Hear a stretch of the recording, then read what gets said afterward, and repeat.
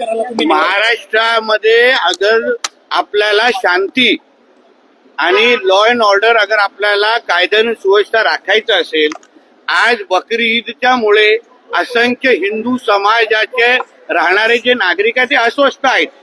कारण का बकरी ईदच्या वेळी त्यांच्या सोसायट्यांमध्ये बकरे कापले जाणार, त्याच्यामध्ये वास दुर्गंधी या सगळ्या गोष्टीमुळे दोन्ही समाजामध्ये वाद होणार आहेत.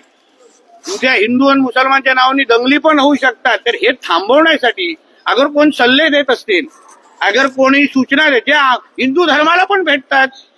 आपल्याला हिंदू धर्माला सांगितलं जातं की नाही की तुम्ही इको फ्रेंडली होळी करा.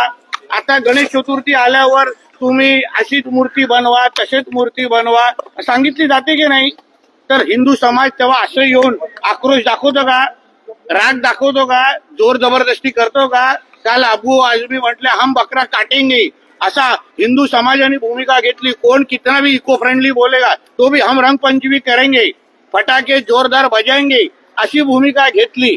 म्हणजे हिंदू धर्माची विशालता आणि महत्व ह्याच्यावरून आपल्याला कळतं. आणि इस्लाम बद्दल हे जे काही गैरसमज स्वतःच पसरवत आहेत.